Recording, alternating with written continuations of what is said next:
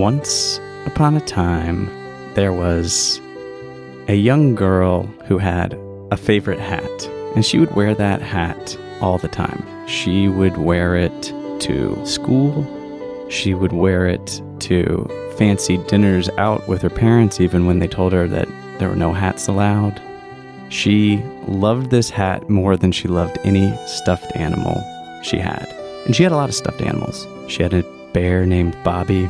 She had a stuffed fish, which was an odd choice of a stuffed animal because it looked like it had been taxidermied. But she did love that fish. That fish's name was Roger. And she had a raccoon that was named Rack. She called him Rack because he was a raccoon. And they were great, but they were not as special to her as her hat. And the thing about the hat that was special was that it was given to her by an old woman who lived in the neighborhood named Genevieve. And that old woman used to be her nanny when she was very young and lived in the neighborhood and would take care of her. And this young girl, whose name was Sarah, would go over to Genevieve's house. And when Genevieve wouldn't come over and nanny, they were so close that Sarah would just come over just to hang out, even if she didn't need a babysitter. And Genevieve would always bake these amazing brownies and cookies, and she always had those little Andes candies that you get at the restaurants, the delicious mint sandwich in between the chocolate. She loved those things, and Genevieve always had a tray of those. And anyway, one day when Sarah was about 5 years old, she went over to Genevieve's, and Genevieve wanted to show her around the house because Sarah hadn't really explored much of the house. She would always just, hang out in the living room, and they would have snacks, and they would do these little tea parties. Genevieve wouldn't make tea for Sarah because she was 5, and you can't give caffeine to 5-year-olds, so she would just give her, some lemonade or something in a cup. But Sarah loved to pretend that it was tea. So anyway, they had some tea, they had some of these wonderful brownies, and Genevieve took Sarah up to her office. She had an office. It was like an art studio, actually, because Genevieve was an artist. And her husband had long since passed away. It used to be his office, and she had converted it into this art studio. And she would make all sorts of things. She would paint, she would sculpt. It was a large office. She even had a table saw in there. She was like a hardcore builder, creator. It was one of those table saws that had like an exhaust fan, because I don't know if you've ever used a table saw, but if you don't have anything to suck the sawdust out, it just fills a room, and if you breathe that in, it's really not good for your lungs. So anyway, Genevieve was showing Sarah around the room. Immediately, Sarah went to the table saw because she thought it was cool, and Genevieve very gently slapped her hand away and said, "You shouldn't be touching table saws. You're 5 years old, and it's very dangerous." And so she said, "Oh, okay, well, thank you for letting me know that." And then something caught her eye in the corner of the room. It was this hat. And as Sarah moved closer to the hat, she noticed it was sitting on top of this little doll.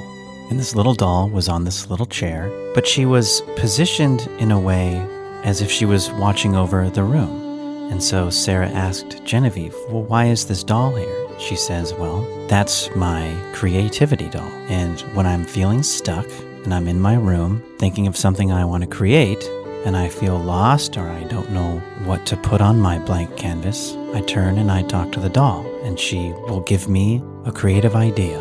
Sometimes she suggests a painting, one time she suggested a coffee table, so I had to buy the table saw. And she's always there for me when I feel stuck." Now, Sarah thought this was particularly inspiring because she told Genevieve that often she feels the same way. Sometimes at school or sometimes at home, and she feels stuck and she doesn't know what the next thing to do might be. And that's when Genevieve took the hat off of the doll and placed it on little Sarah's head. She said, "Whenever you're feeling stuck, you can think about your creativity doll and the hat, and maybe it will inspire you to have an idea." So years go by, and Genevieve was always in Sarah's life until one day she decided she was going to move away. Now, this was very hard for Sarah because Genevieve was such an inspiring person in her life. But when Miss Genevieve had to move away, that's when Sarah decided she would always keep this hat very close to her almost always on her head to remind her of Genevieve and the times they had together. But more importantly, it gave her confidence to be herself at school and even in a restaurant where she felt like there's so many adults here and everyone's looking at me and I feel like I don't know what to say or do. She would feel confident with the hat on. One day in school, it was Sarah's turn to present a big project. Now, this wasn't any project. This was sort of like the volcano projects you're supposed to do in school, but the teacher said you must make it your own. Now, Sarah didn't know what to do. She looked up how to make the volcano project. Everybody does the same thing. Baking soda, put it in the brown clay volcano, and it spurts everywhere. She didn't know how to solve this problem until she thought about Genevieve and the hat, and so she thought, I'm going to make the most fabulous volcano anyone has ever seen, inspired by my hat. Her volcano was 2 feet tall. It was sparkly.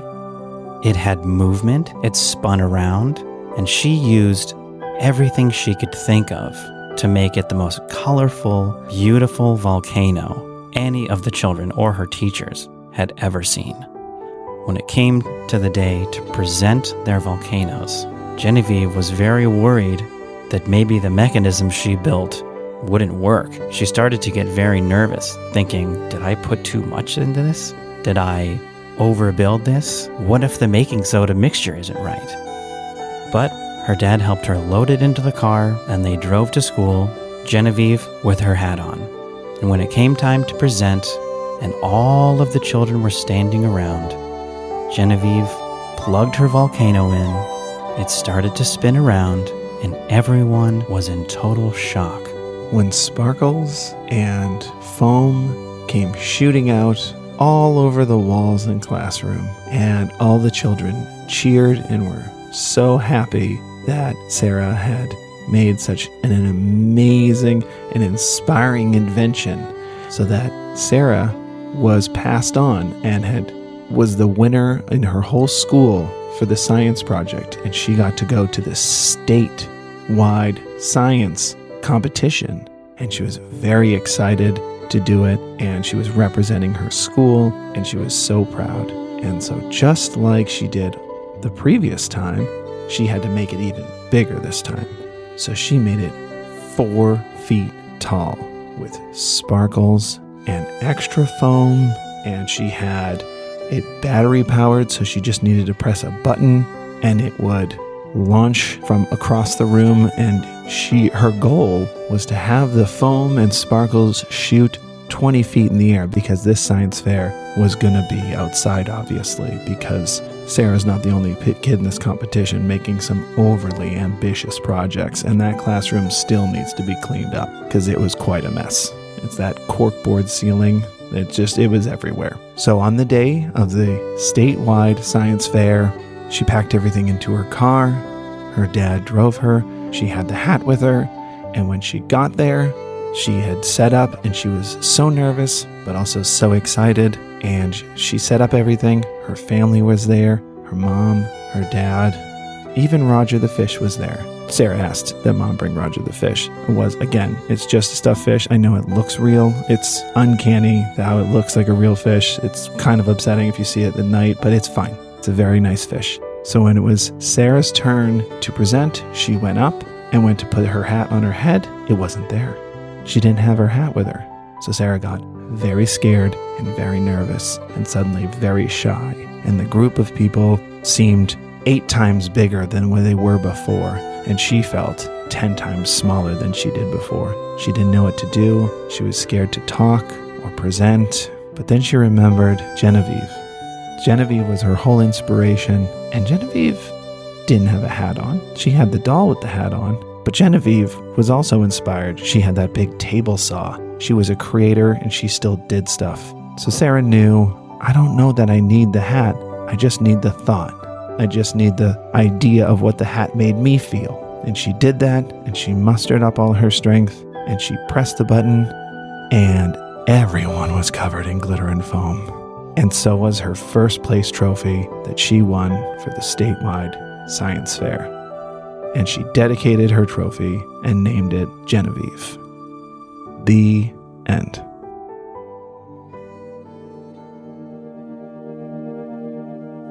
So little Jason was very excited for his camping trip. He had never gone camping before, but he had heard all these tall tales from his dad about how exciting it was and that they were going to go fishing for the very first time. And Jason was super excited to go fishing because it's something his dad liked. And sometimes when there's certain things that your parents like, you like to do them. And then there's certain things your parents do that you don't like to do, like taxes. That seems awful. And mom and dad have to do them every year. Jason thought, I don't want to ever have to do that, but let's focus on fishing. So the day came to go camping. Jason packed up everything he needed, and they drove out into the woods right by this beautiful lake. It was called Lake Clearwater. They started unpacking everything, and Jason asked his parents, where do we plug in the lights? His dad laughed. We don't plug in anything. We're camping.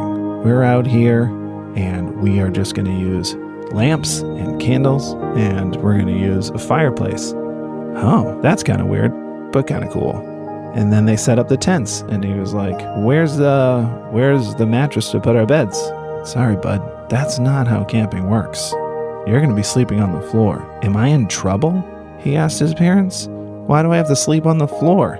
Dad said, well, sometimes it's just fun to do. And Jason said, Dad, sometimes you lay on the floor because of your back problems. Dad was like, that's not what I'm talking about. This is camping, okay? You sleep on the floor. And he's like, okay. So they get everything ready. They're all situated and they're set up. Jason said, all right, Dad, I'm ready to go fishing. The dad laughed. Not so fast, buddy. You got to wait until early in the morning to go fishing. And Jason was like, all right, Dad, you wake me up. I'm excited. We'll go fishing. That night, they had a fun dinner. They had s'mores because, listen, if you go camping, you have to have s'mores. If you're listening to this and you're going camping, you're just in charge as the little kid of making sure the s'mores get packed, okay? And a good pillow. So he went to bed that night, and he had a tough time sleeping. It was a little scary sleeping outside, even though you were inside a tent. Hearing different sounds. It's a weird place to sleep. He's on the floor. He still kind of felt like he did something wrong. Who sleeps on the floor? But here we are. He had a tough time sleeping, but he did eventually fall asleep. The next morning, when they woke up, Jason turned to his dad. His dad turned to Jason, and they both just kind of gave each other a nod, acknowledging it's time. So they quietly pulled their boots on, quietly pulled their jackets on, not to wake Mom and Sister, and they quietly unzipped the tent and snuck out to the middle of the campsite. There was a tiny couple of embers burning from the fire before that night with a little stream of smoke. It was cold. Everything had a little bit of water. Everything was a tiny bit wet from the dampness of the night before. Dad grabbed tackle box and the poles, and Jason was in charge of holding the net. When they marched down to the side of the lake, the water looked like glass. Almost hard to tell that it was even water. It was so still and quiet, and Dad picked just the right spot where he told Jason, this is where I've always fished. This is where my dad took me to fish, and we've always used that net. Now, Jason, again, had never been fishing before, so he was very excited. So, Dad opened the tackle box. He showed Jason how to bait the hook, and they put a couple of weights on and tossed him into the water. Now, again, Jason didn't know what to do next. What do we do now, Dad? Now we wait. Now, that didn't sound super fun to Jason, because asking little kids to just sit there and wait was a difficult task on its own. Can I throw rocks into the water? No, we don't want to disturb the fish. Can I stand in the water? No, we don't want to disturb the fish. So Jason and his dad just sat there and waited. Now, lucky for them, because Dad knew the special spot. Only about 10 minutes later, one of the poles started to move up and down. So Dad quickly ran with Jason over to the pole. They grabbed it together, and he showed Jason how to reel it in. The pole was almost pulling really hard. It was hard to hold. Dad had to help Jason reel it in. And they reeled and fought this fish all the way into shore. And what happened next was the most magical thing Jason had ever seen. When the fish got close, Dad told Jason to grab the net. He scooped it under the fish and lifted it into the air. And when he did, the fish turned solid gold. Jason's dad was jaw-dropped. He had heard tales from his grandfather, who was told by his grandfather, that there were golden fish in Lake Clearwater, but he had never seen one before. And in all honesty, Jason's dad wasn't a very good fisherman to begin with. It's one of those things that your parents say they're good at something, or you just kind of assume it, and as you get older, you realize, maybe not. So Jason's dad had never caught a golden fish, never mind even saw one before. Now Jason is struggling to hold this thing because gold is pretty heavy, and a solid gold fish is super heavy. So Jason's about to drop it, and he does. He unfortunately drops the net, and the fish turns from gold back into fish and swims away. Now Jason gets real upset, and he gets a little sad.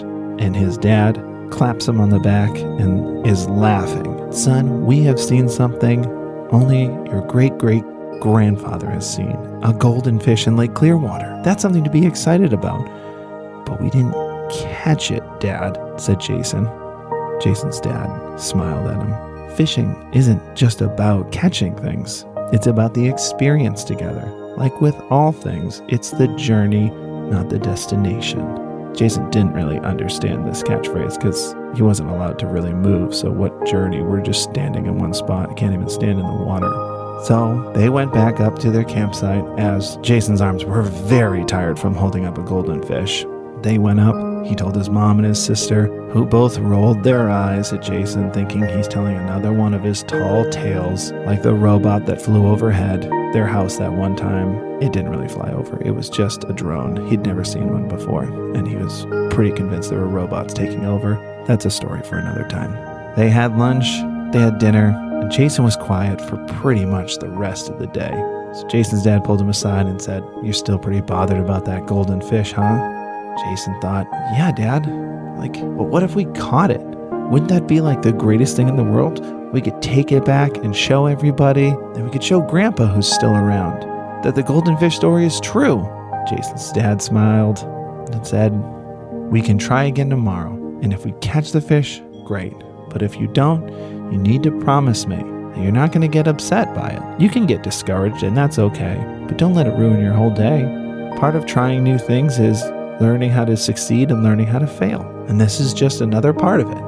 So we can try again tomorrow, but you have to promise me that no matter what happens, you're going to have fun and you're going to be grateful for the adventure."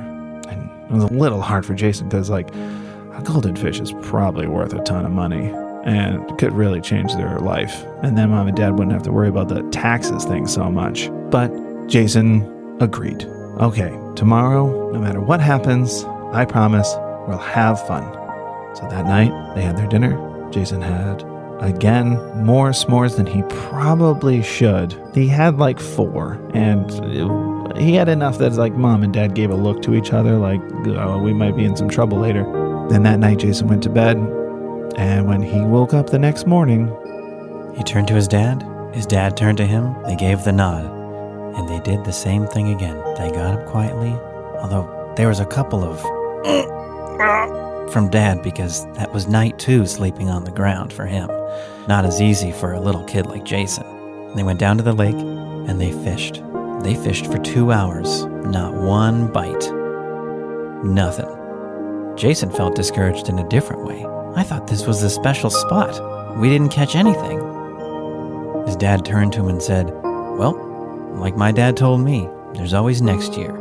And year after year, Jason would go fishing with his dad at the same spot in the same lake with the same net, trying to catch another golden fish. After about 10 years, never seemed to catch one. And one Thanksgiving, they were over at Grandma and Grandpa's, the whole family, and Grandpa pulled Jason aside and said, "I'd like to show you something." And he brought him into his office, and he brought him over to this big wooden box. And he said, "Your father told me a story from when you were little about your first time you went fishing. and how you've always been trying to catch that golden fish. Well, I just want to show you that if you stay patient and don't get too discouraged, once in a while you might get lucky. And he undid the lock of the special wooden box and lifted the hatch, and there was a big, beautiful golden fish, shiny and bright, laying in this purple velvet. Now Jason couldn't believe his eyes. This is only the second golden fish he'd ever seen. "Grandpa, you've had this fish the whole time and never said anything to anybody?" Said, "Well, your dad knows I have it, and he knows one day he'll have one too.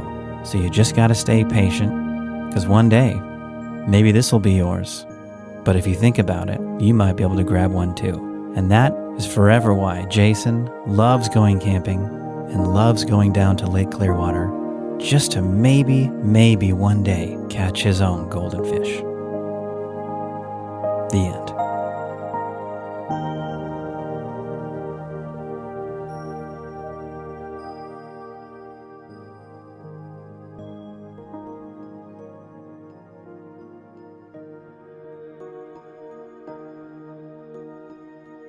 Once upon a time, in a small village deep in the woods, in the foothills of the mountains, lived a young girl named Mabel.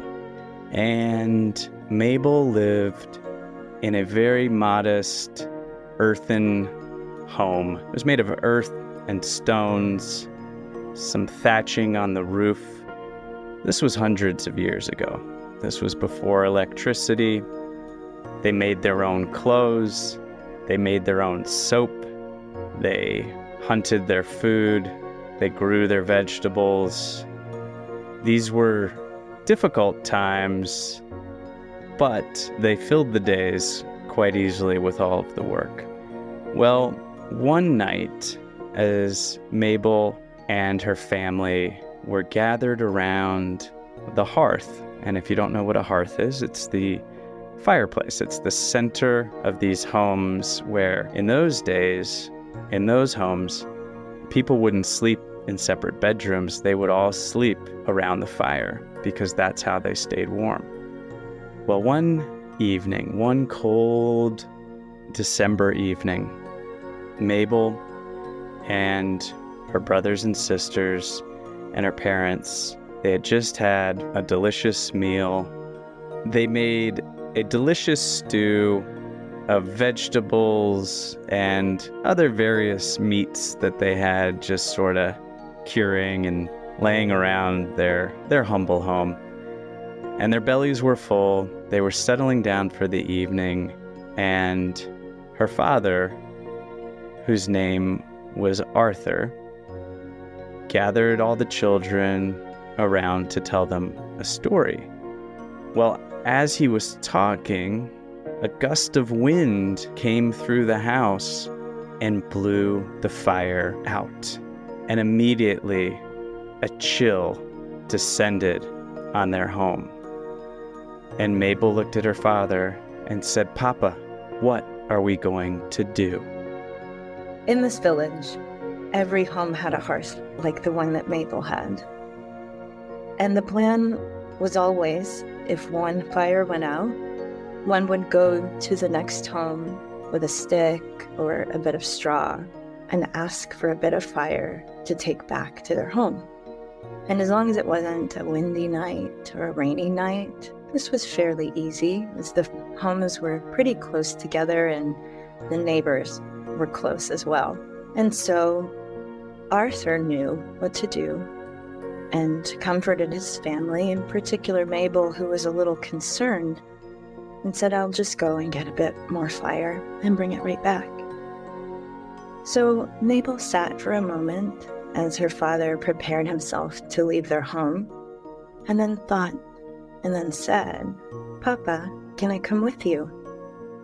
And her father looked at her, and Mabel was quite small and young and really not quite prepared to go out into the cold of the night, but he could also see that Mabel was learning to become responsible and wanted to be a part of the activities of the home. And so he said, Take my cloak, the one that's over in the corner, wrap it around yourself, and we'll go." So Arthur went and wrapped a different coat around his own shoulders, and Mabel went to the corner and laid her hands on her father's cloak. And this cloak, it felt cold to the touch, and it was heavy when she lifted it, but as soon as she put it around her shoulders and felt the weight of it, it immediately started to warm her up.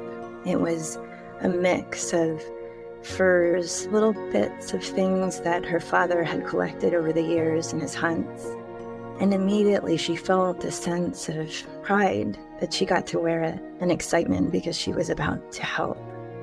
And any worry that she felt about being chilly or her family perhaps suffering in the cold was balanced out by that excitement because she knew she could do something about it, especially with her papa's help.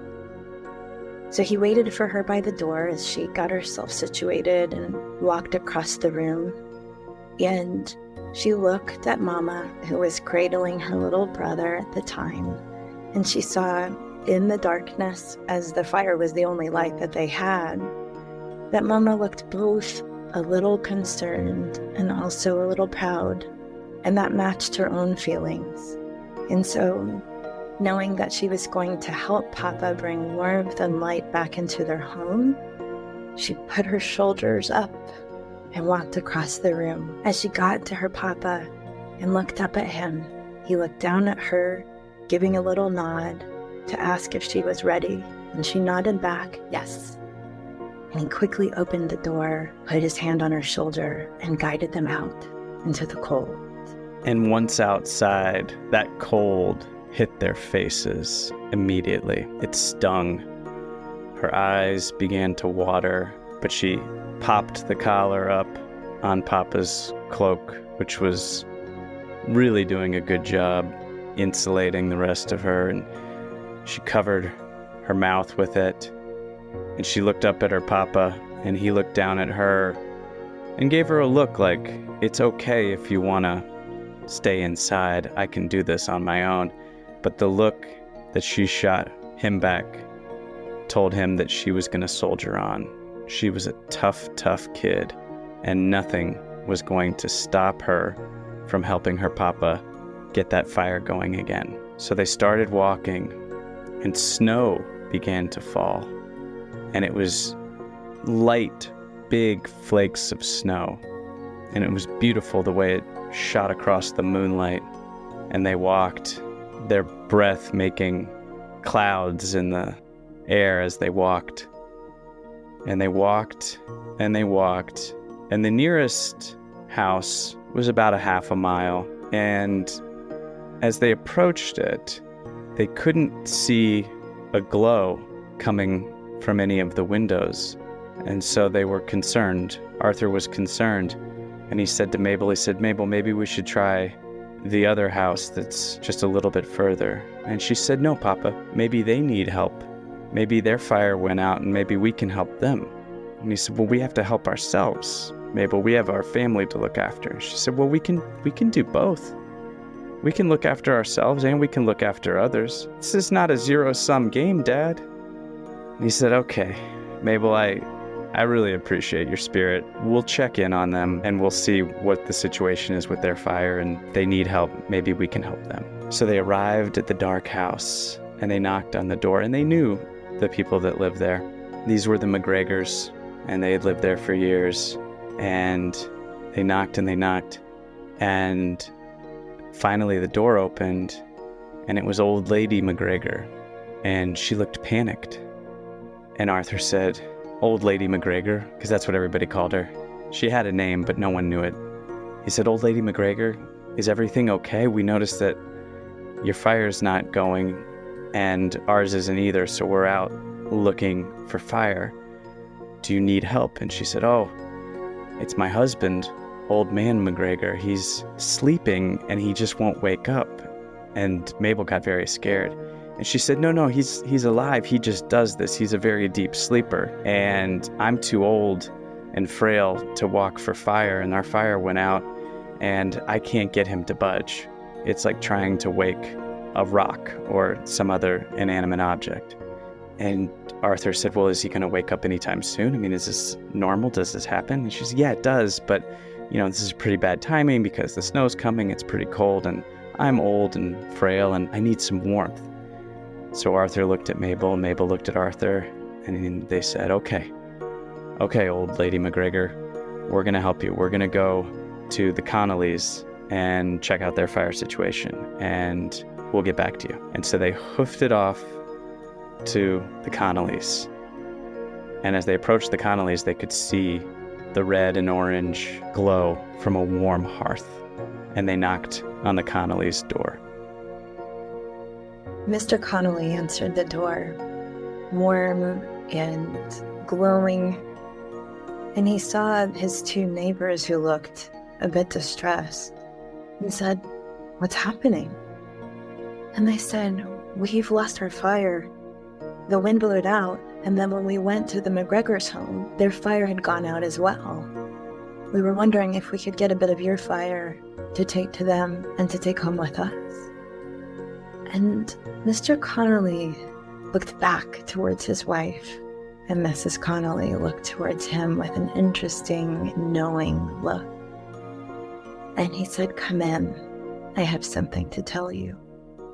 So Mabel and Arthur looked at each other for a moment and very gratefully stepped inside where it was warm and the fire was glowing on them all. And as they passed Mr. Connolly, they noticed that he had a bit of snow still on his shoulders as if he'd been outside. And he turned to them as he was closing the door and said, please have a seat by the fire, get warm. My story's short, but it's important. So they sat by the fire, and Mrs. Connolly reached to the side and poured them a bit of the warm apple cider type drink that she was keeping hanging in a pot over the hearth. She gave each of them a little mug of it. They gratefully accepted, warmed their chilly fingers on the mugs.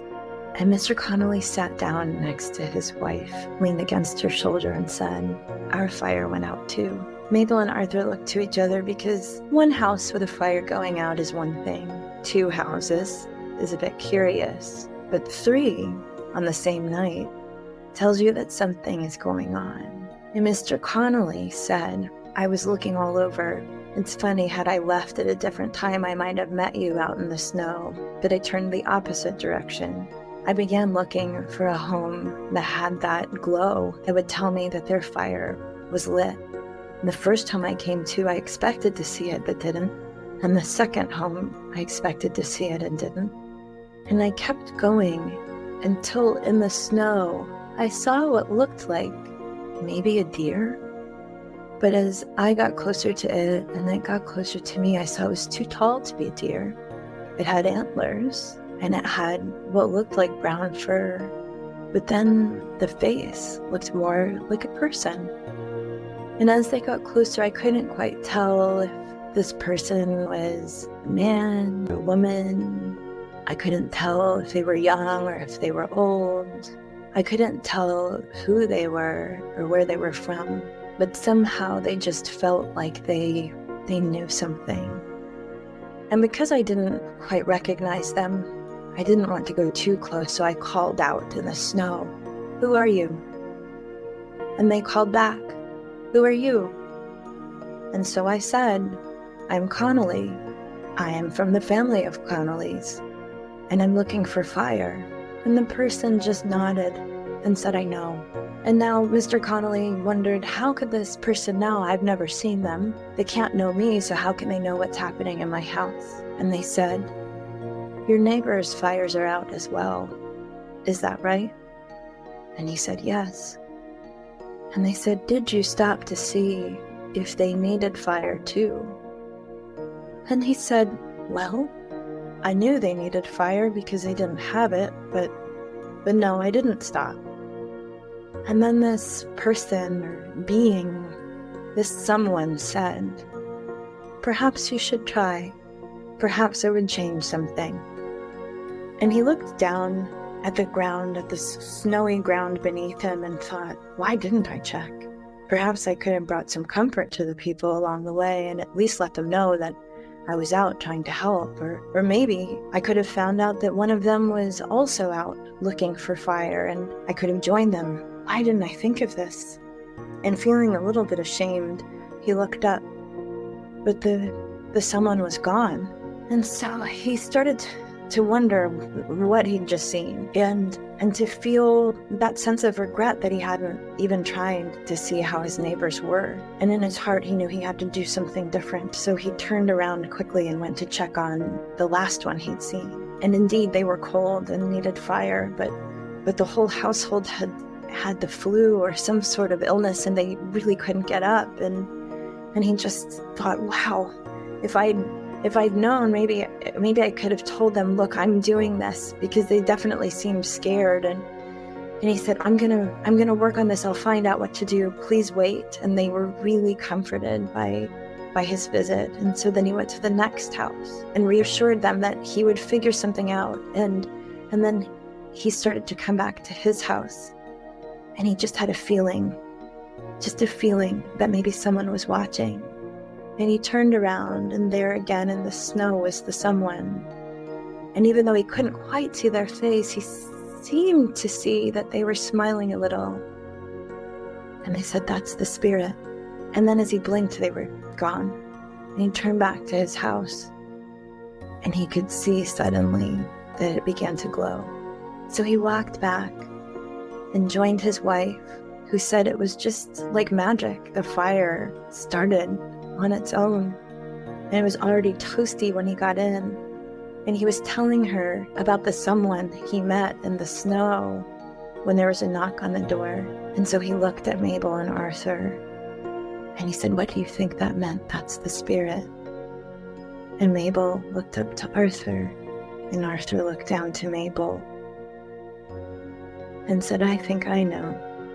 And I have a feeling that we won't be needing to take any of your fire with us tonight. And Mabel knew why. Because in her heart, she had a feeling that even by checking in on her neighbor, something might have changed, something might have warmed.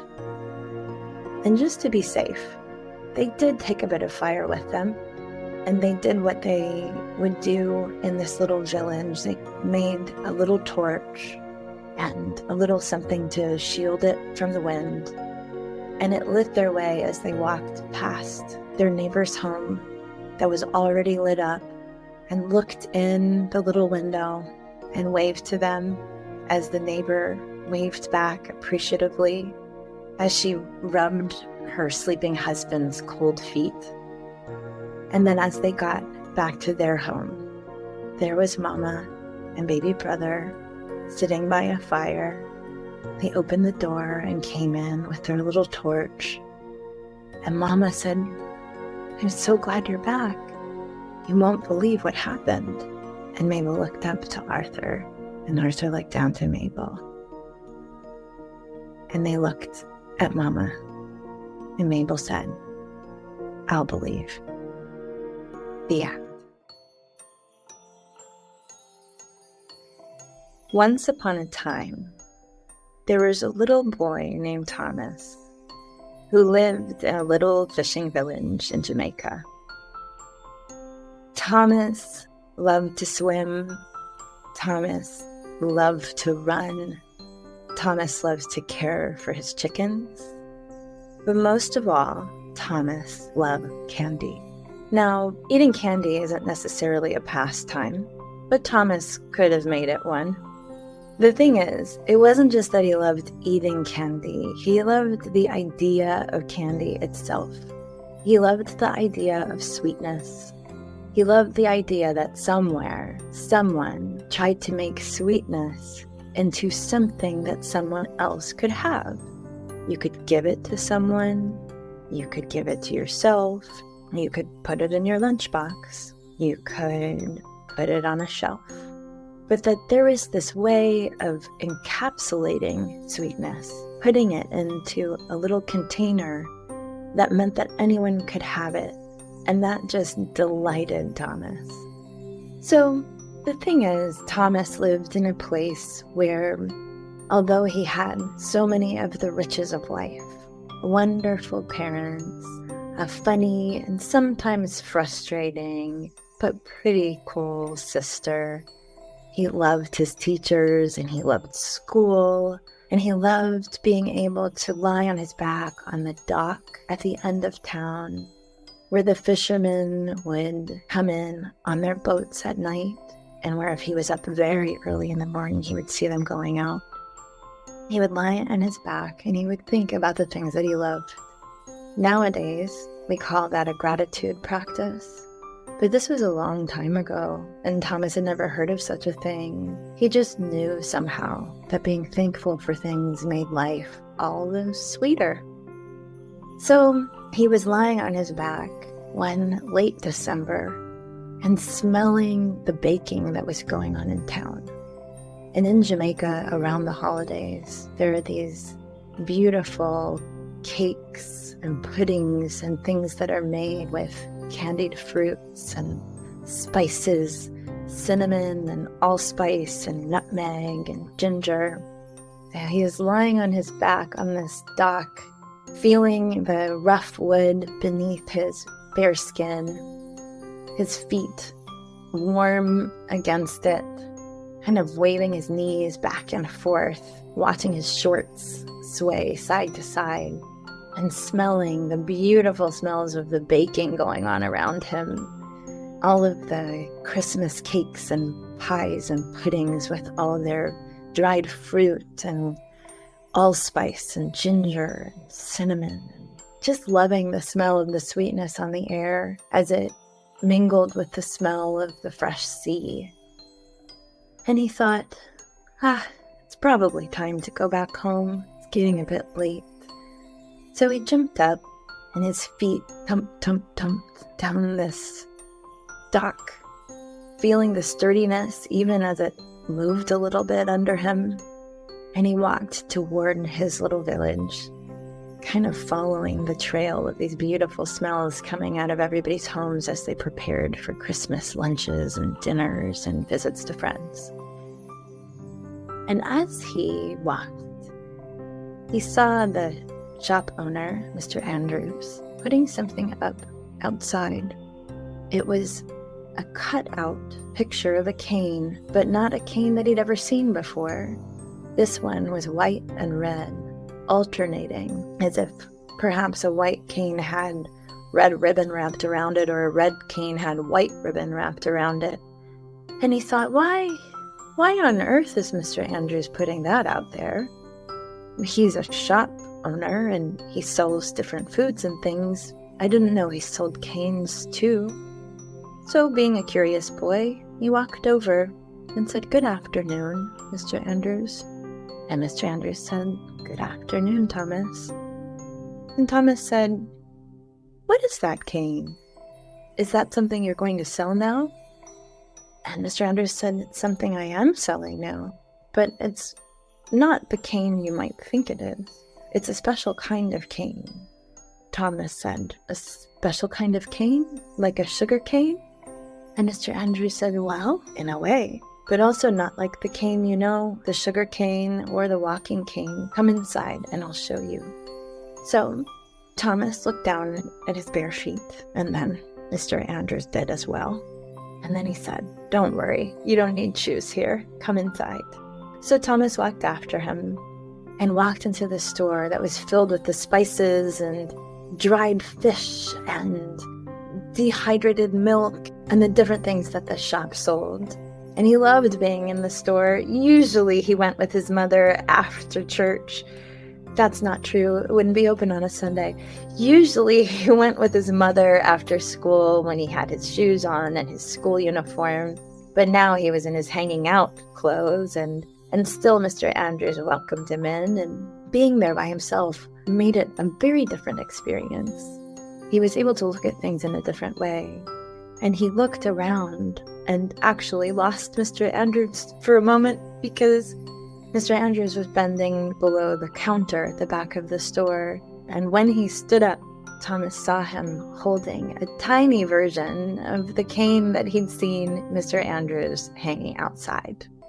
Now this surprised Thomas. He had no idea to expect this to be so small. He had expected it to be perhaps as big as the one that was hanging outside, which was a good 2, maybe 2.5 feet long. But it was little. And he walked up to Mr. Andrews and looked at it, and Mr. Andrews said, "This is a candy cane." Now, we know how Thomas feels about candy. He loves the idea of it, maybe even more than eating it itself. And he looked and he said, "Can I hold it?" And Mr. Andrews said, "Of course." So he handed it down. And to Thomas's surprise, it was hard and it smelled amazing. The smell of peppermint just rose up to his nose from it, and he couldn't believe what a magical little thing this was. And Mr. Andrews said, "Do you want to taste it?" Thomas's eyes lit up. Mr. Andrews said, "Go ahead. That one's yours." And Thomas hesitated because Mummy didn't get him candy. This wasn't a candy that he'd made. This was just a free candy, and he couldn't believe his great luck. Mr. Andrews said, "Make sure you tell other people, if you like it, that it's pretty great." And so Thomas gave it a lick, and oh boy, it was a little buttery, a little sweet, and had this beautiful peppermint taste to it. And he thought, "My goodness, I will tell them. I'll tell everyone how wonderful a candy cane is." And he looked at Mr. Andrews and he said, "Are there enough for everyone to have one?" And Mr. Andrews said, "Yes, there are." And Thomas thought, nothing would make me happier than if I could make sure that I gave one to everyone. He was afraid to say this out loud, but his heart, so in love with sweetness and sharing sweetness with other people, just wouldn't keep it in. And he said, "Mr. Andrews, I want everyone to have one of these." And Mr. Andrews said, "Everyone can come and get one." But Thomas said, "Not everyone can. I have this one, but I want my sister to have one, and Mummy, and my friends at school, and everyone around to have this. It's so wonderful." Mr. Andrews thought for a moment. Now, I won't tell you what Mr. Andrews was thinking because this is really Thomas's story, but there was definitely a process going on in his mind. He looked around his shop, and then Thomas looked around as well at all of the things that were Christmassy and really celebrating the season. And Thomas didn't know exactly what happened at the time, but he could guess at it later when he was a grown man and running the store himself. As Mr. Andrews looked around at all of the decorations, and something shifted in him. And he said, "Because of you, Thomas, everyone will have one. Tell everyone to come and get one from me as a present for Christmas. I want everyone to have some sweetness." And Thomas was so happy to do it. He walked around and then eventually started running around town and telling everyone that Mr. Andrews had these candy canes for Christmas and everyone could have one. And he joyfully took his home and decided to save it. And every day took a little lick with a little gratitude on that dock and thought how wonderful it was that he wasn't the only one experiencing something so sweet. The end.